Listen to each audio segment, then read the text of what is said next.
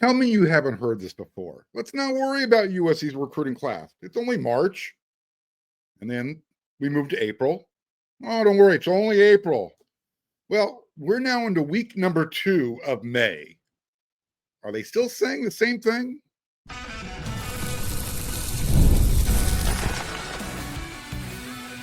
You are Locked On USC, your daily podcast on the USC Trojans, part of the Locked On Podcast Network, your team every day.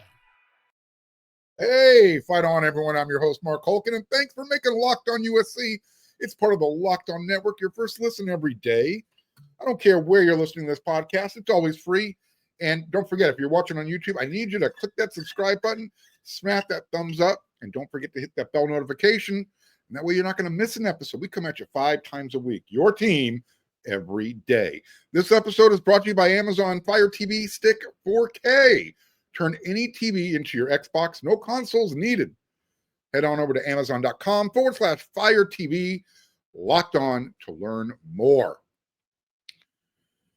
Quote, who cares that USC got a commitment from so-and-so? I mean, that was literally the narrative that was going around in March and April. Like I said, we're now going into the second week of May. I guess why everyone was asking themselves if they were part of a different fan base. Why is everyone stressing out over USC? Lincoln Riley's still their head coach. There's no way they're going to hold on to all those guys once the season starts, right? Remember last year? Well, what they're trying to do is they're coping right now. Last year, USC's recruiting class got off to a really quick start. Had a couple of 5-stars lined up, committed in March, April, and I don't know, before the end of April, May, right around that time, things started to, fall apart, so to speak. I don't think many people anticipated USC holding on to a Justice Terry or a Isaiah Grip. I can't remember the guy's name. The other kid from Georgia. Anyways, the reason it's different is this year USC has been focused on California for the most part. So yeah, last year, don't worry. This year, it's March, it's April. They're not going to be able to hold on to everybody. That was the chorus everyone in college football was singing when the Trojans kind of raced out with their top-ranked recruiting class. Essentially, what that is, when you hear other teams, their fan bases, their insiders talking like that, saying, don't worry, it's May. It's basically their way of coping. They're trying to cope with the fact that USC's recruiting is coming back with a vengeance right now. This is the way it used to be.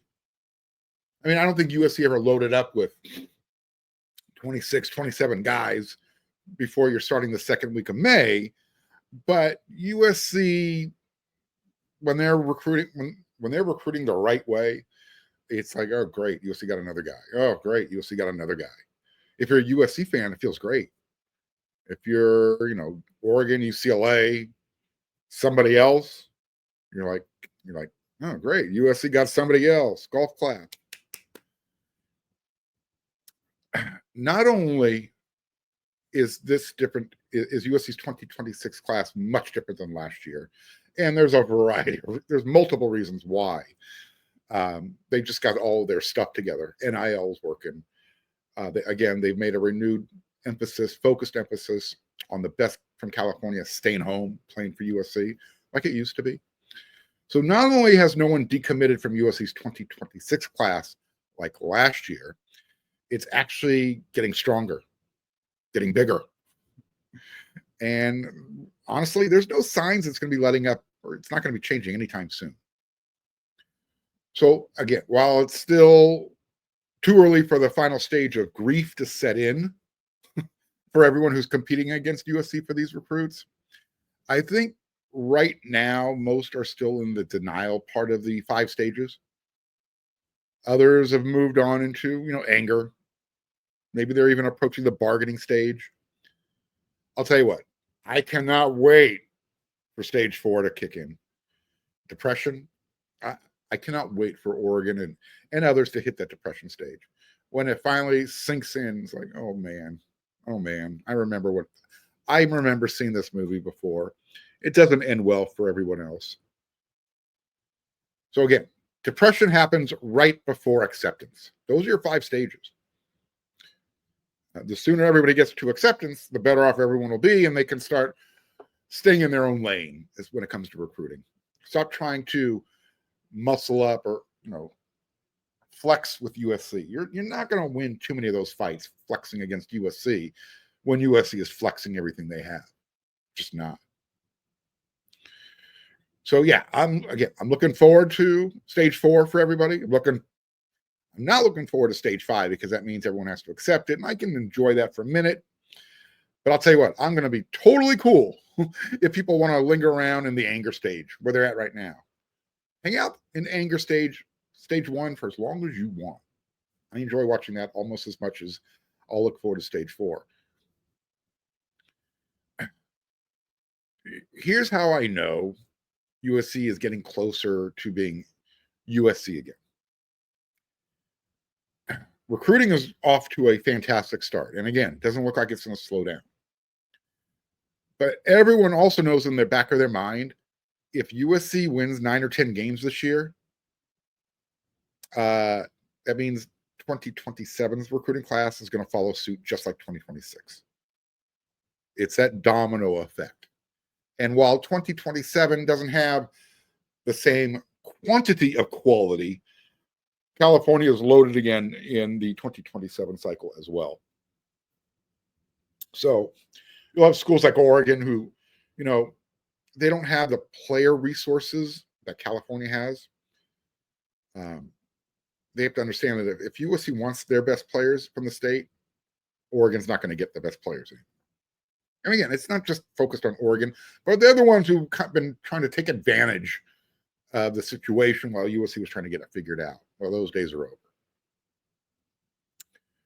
So again, when it comes to competing with USC is going to get the best players, especially when money's involved and USC is using that as an incentive on top of everything else they offer.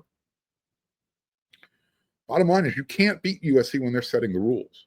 It's their game. It's their game board. It's their dice. They're making up the rules now. They tried to play, I'm not sure if they tried, but they were watching the rules everybody else was playing by, and they didn't want to get into that game. They like the game they're playing. And everybody else has to kind of step up, figure it out. With all that being said, right? Yes, USC's off to a really fast start. That looks like they're going to be lapping the field. They got twice as many commits than anybody else. They have the #1 recruiting class in the country. And it's not because of quantity. That's part of it, but the quality is also there. But again, that doesn't mean that there might not be a bump in the road between now and, signing day. In fact, something will probably happen on the negative side sooner rather than later. Just it's part of the routine. It's par for the course. Remember, we use the F word in recruiting a lot. It's fluid. Stuff changes. Guys who are committed might decommit. I mean, for example, USC doesn't have a lot of out-of-state commits this year, but those are the ones that are the hardest to hold on to. So again, I don't want anybody shocked or upset that if, oh my gosh, USC lost somebody. A lot of times when that happens now, it means that USC might be replacing them with someone better. You never know. But again, distance starts to become a factor for guys who are out of state. So I don't know of anything. I don't know of any particular name, but let's just try and keep it real. Not everything is going to be 100% perfect. But right now, until that happens, everyone just has to start accepting USC's #1 recruiting class. It's a reality, folks. And it's going to get bigger and stronger as certain guys shut it down. And we're getting into that time of the recruiting season. Again, we're starting the second week of May, but at the beginning of June, USC is going to have those official visitors showing up on campus. So like USC's coaching staff, they're on the road right now. They're doing in-home visits. They're making on-campus visits for prospects that they're interested in for this class as well as for 2027. But again, once we get to June, those official visits start. Then I don't know. I think USC's recruiting class is going to be wrapped up before they kick off against Missouri State August 30th. Again, they're at what, 26, 27 commits right now. The target number is 35, plus minus.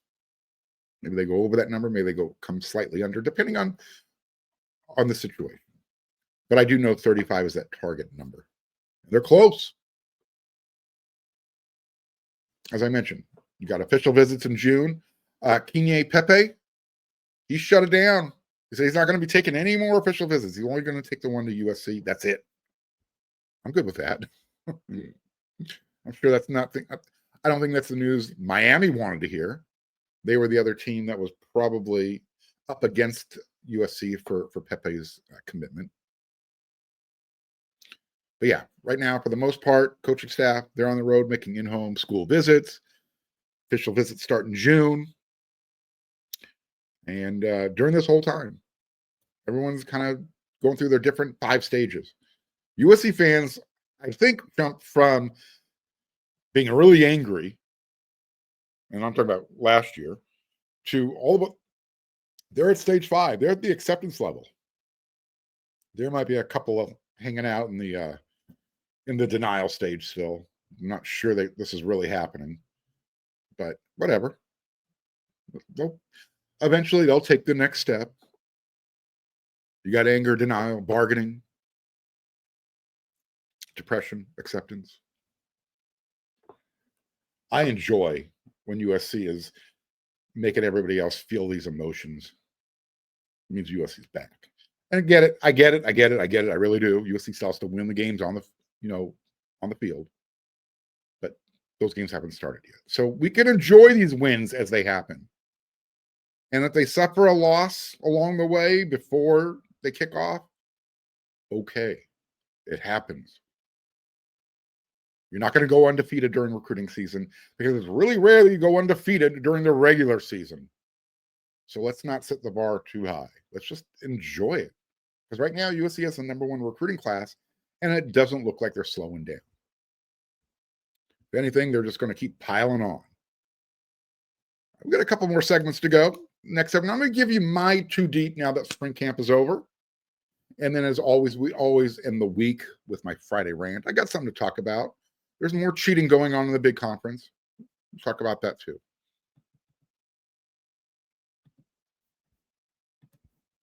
Did you know your Fire TV is also an Xbox? Well, it is. You can turn any TV into a gaming and entertainment hub with Fire TV Stick 4K devices, and it's not even a console required.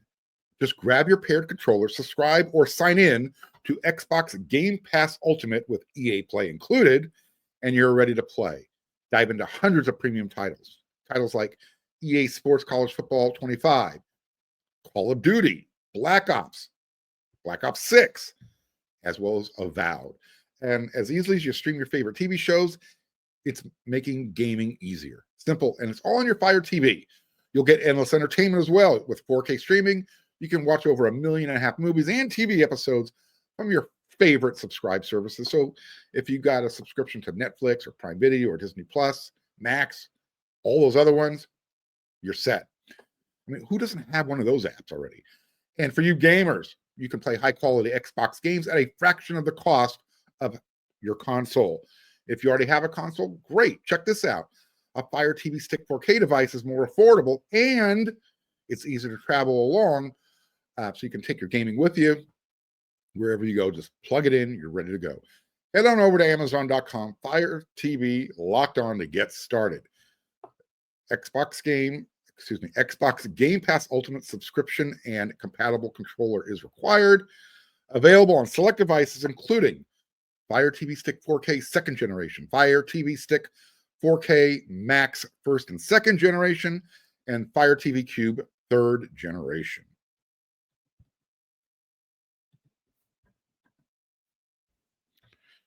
All right.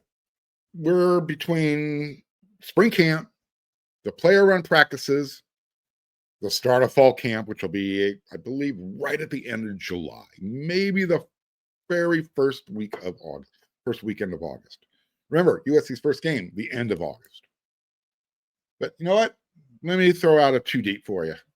We'll see how close I am to when fall camp rolls around. So, and I'm sure this will get adjusted at least one more time. Got Jason Johnson showing up from the transfer portal. He's going to play a role in this. And I believe USC is done taking players from the portal. So maybe we won't have too many adjustments. But in case somebody else shows up, we'll have to. All right, so here we go. Here's my 2 deep offense and defense. I'm going to start on the offensive side of the ball. Quarterback, pretty easy. Jaden Mayava, Husan Longstreet. Sam Heward is in the mix, but it's going to go Mayava, Longstreet in the pecking order. At running back, this is probably the only 3 deep room. Well, the defensive line, but I think you're going to see a rotation of 3 running backs this year. It's that good. So you got Waymon Jordan Jr., you got Brian Jackson, Eli Sanders. I think between Jackson and Eli, it's going to be one of those or situations. If we move to the skill spots on the outside, wide receiver, at the X wide receiver, I'm going to go Prince Strawn and Corey Sims. At the Y inside, I got Mekhi Lemon, Jay Fair. And on the other outside, at the Z, you got Jacoby Lane and Jaden Richardson or DJ Jordan. All right, let's move up front. Let's get into the trenches. Left tackle, Elijah Page. He's locked that down. And then you got Justin Tawunu. He's going to be the backup at left tackle in front of a couple of other freshmen like Elijah Vicona, Aaron Dunn. And at left guard, you're going to go DJ Wingfield and Makai Sena. At center, it's probably going to be General Gianre Reed, but I'm going to go Killian O'Connor or Gianre. Right guard, it's going to be Alani Noah, Micah Banuelos. Somebody asked me, I don't know if it was on this step on this channel or over at wearesc.com. Someone said, hey, Mark, what's up with Erwin Teome?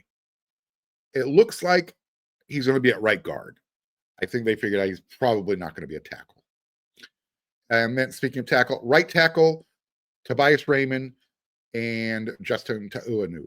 Justin right now is he's pushing Tobias for the starting right tackle job, but Justin's going to be that swing guy. He's going to be the guy that steps in when he has to. And then also at tight end, I'm going to go Lake McCree and Walker Lyons as the 2 deep for now. I do want to put this note in here. Over on wearesc.com, Scott Schrader dropped some information regarding the tight ends, at least during spring camp. You might find this interesting. Apparently, USC spent a majority of spring using the 12 personnel set. Instead of, Riley typically likes to go with the 10 personnel. Real quick, 12 personnel is 1 running back, 2 tight ends, 2 wide receivers. 10 personnel, 1 running back, 4 wide. I'm not sure if this is a telltale sign of anything. However, if he's been going more 12 personnel, that might be an indication that they're going to be running the ball more. God, I hope so. You know how I feel about that. I hope they're running the ball a little bit more in 2025 than they did last year. And I'm good.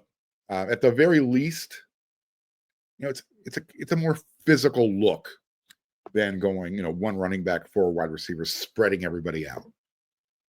That's a great way to, get your guys open, spreading the field,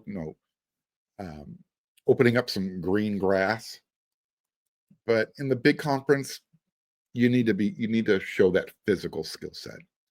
And USC their offense can be just as prolific without having to have 4 wide receivers on the field.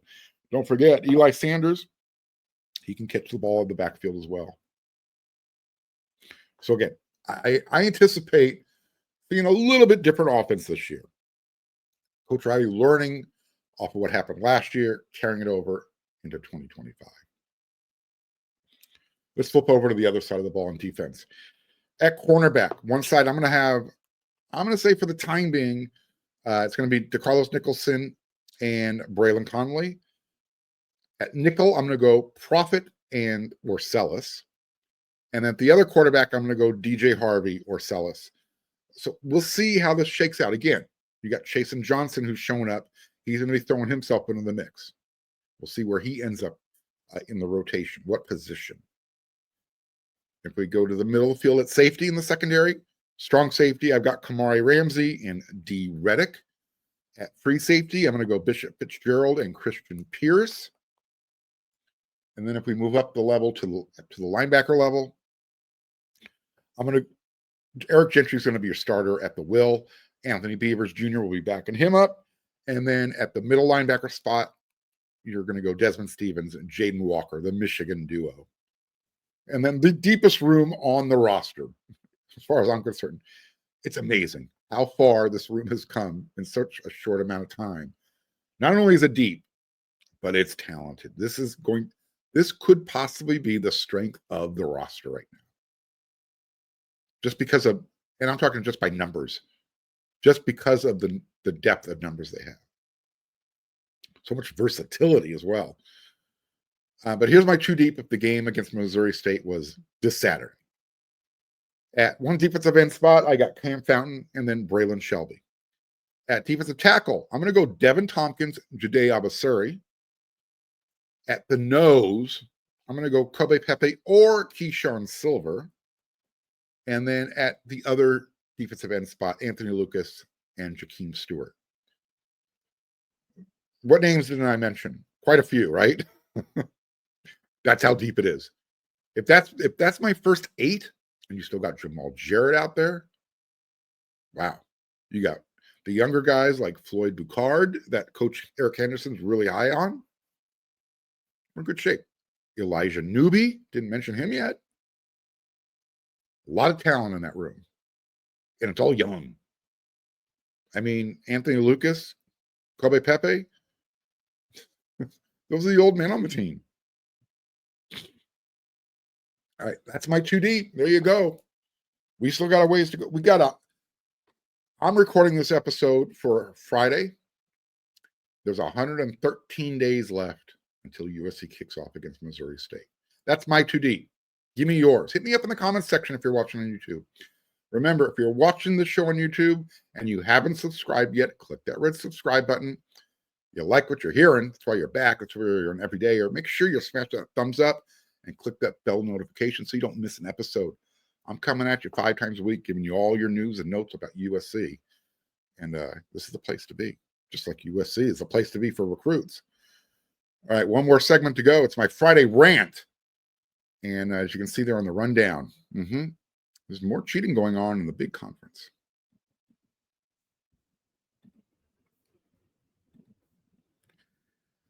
Every now and then you check your bank account and you're saying, man, I need more money. Stop eating out. Stop doing what I do. Okay. Stop shopping online. Stop entertaining. Stop flying around everywhere. That's one way. Here's another way to keep an eye on your money. Use Monarch Money. It's like having your own personal finance officer, your own CFO. It's going to give you full visibility and total control over your finances. Monarch Money isn't just a budgeting app. Okay, it's a complete financial command center. You can track all of your accounts, all of your investments, and all of your spending, and you can do it all in one place. So you can stop managing your money, start building up some wealth. And you're going to love the all-in-one convenience. Instead of juggling different applications to figure all this out, you can do all this at Monarch Money. Take control of your finances. Take control of monarchmoney.com. Use code LOCKEDONCollege at monarchmoney.com, and you're going to get 50% off your first year. That's monarchmoney.com, code LOCKEDONCollege for half off your first year.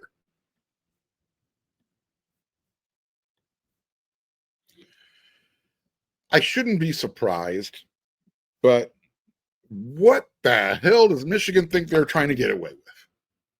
Are you kidding me? Remember when USC was kneecapped by the NCAA? I mean, literally, they pulled a Jeff Gillooly. They took a sledgehammer to USC's knees. Well, crowbar, whatever. Nancy Kerrigan was, why? Yeah, that was USC. Why us? What did we do wrong? just to remind everybody, some of you might not be aware of it. I know I got some of you are a younger crowd. USC was actually sanctioned for 30 scholarships over 3 years. Ugh, that would have been terrible, 30 over 30 years. Yeah. 30 scholarships over 3 years, USC wasn't allowed to have. They're also banned from participating in the postgame season for 2 years. They had their record book scrubbed of wins and national championships. Heisman, one national championship, I should say. And all this happened, all of that, because USC was winning too much, too easily, and there was no end in sight. Pete Carroll had literally put college football on lockdown, served notice. Unless you're going to catch us one day when we're not ready, you're not going to win. If we walk into a stadium too cocky because we're a 41.5-point favorite and we overlook a team, you ain't going to win. That's what it was like for USC from 2003 through pretty much 2008. During that time period, it was USC's world and you were just living in it. But USC got in trouble. You know, all that crap that is encouraged today, NIL, name, image, likeness, paying players, marketing, that's what USC got body slammed for. Everything that's encouraged today. And when USC got in trouble, they weren't even involved in it. They weren't. Let me remind everybody. Someone was giving Reggie Bush and his family money to leave USC, to turn professional. They were trying to start a marketing agency. No one was giving Reggie Bush and his parents money to stay at USC. That wasn't the incentive. Again, I'm not going to go into all the gory details and hypocrisy that was involved, but bottom line, USC got screwed while other programs literally were getting off with a slap on the wrist. Miami, slap on the wrist. You had academic cheating scandals going on at North Carolina. Oh, no big deal.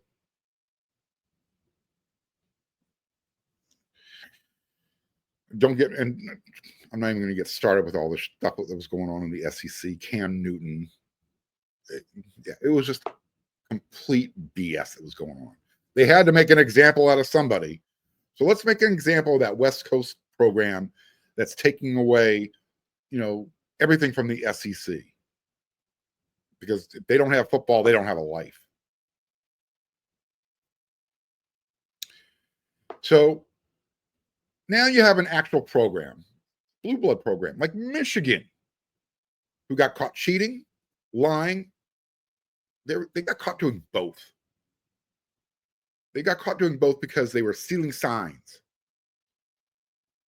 They were sending spies to their opponents' practices to find out what was going on. And then they were trying to hide evidence from the NCAA, lying about it.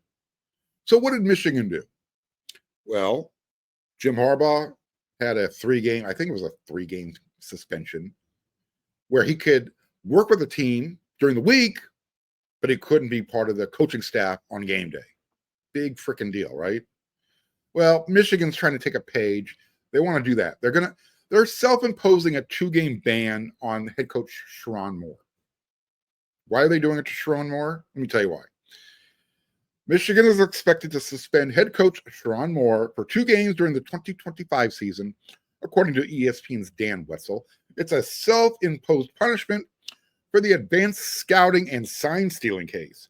The suspensions are reportedly going to be for Michigan's 3rd and 4th opponents of the year, Central Michigan and Nebraska. Moore will be barred from any team-related activities during those weeks. Quote, Moore also will receive additional recruiting-related penalties. The NCAA could still further punish Moore in addition to any self-imposed school penalty. A final resolution is expected before the start of the season. Moore's suspension ties back to Moore allegedly deleting a thread of 52 text messages with Connor Stalions, a former Michigan staffer, at the heart of Michigan's alleged sign-stealing scheme, end quote. So Michigan was given official notice of allegations from the NCAA August 2024. However, the school said it made numerous factually unsupported infractions, exaggerates aggravating factors, and ignores mitigating facts, according to the document. Also asked the NCAA to treat the case as a level 2 standard case instead of a level 1 infraction, which is considered the most severe NCAA violation, and apply common sense and a commitment to fairness. What? Go to hell, Michigan. Literally, use common sense and a commitment to fairness? You got caught cheating. You got caught trying to cover it up, and you got caught lying. At the very least, these guys need to suffer. I don't want anybody to go through what USC went through. 30 scholarships over 3 years, that's 10 per year. Well, I don't even know how that would affect anybody when you have a 105-man scholarship now, a 105-man roster on scholarship. Does that really even affect anybody? So, yeah, that penalty means jack diddly. It ain't going to do anything. You got to suspend your head coach for the year. That'll send the message. You don't get to cherry pick which games. Central Michigan and Nebraska? Please. Tell you what, when Michigan travels to LA, stay home. Take that week off. Take the week off when you play Ohio State. That's a penalty. Of course, they're not going to do that. But if the NCAA doesn't take any harsher action, then screw them also. And if I'm Jen Cohen and the powers that be at USC, and that's it, that's going to be the heavy hand from the NCAA, I'm breaking out my megaphone and say, you know what? We're claiming all those wins, everything else that you took away from us, all that stuff that was scrubbed from the record books, we're putting it back. I mean, at this point, what is the NCAA going to do anyways? Really? They're hanging on by a thread. That's my Friday rant. I'm done. But I'm just so sick and tired of, programs saying, oh, we'll self-sanction. We'll miss it. We'll give our coach a couple of weeks off. Ooh. Like, there's really a way to enforce that anyways. Whatever. College football is not college football anymore. And the sooner we, I guess, all get to the 5th stage of grief and accept that, the better off we'll be. All right. We'll all be better when I show up next week with another 5 episodes of Locked On USC. Hopefully we'll have a commitment between now and then. Keep the ball rolling. But anything that comes down the pipe, trust me, this is the place to be. Make sure you're tuning in to Locked On USC 5 times a week. It's part of the Locked On Network. So until then, everyone, you know what to do.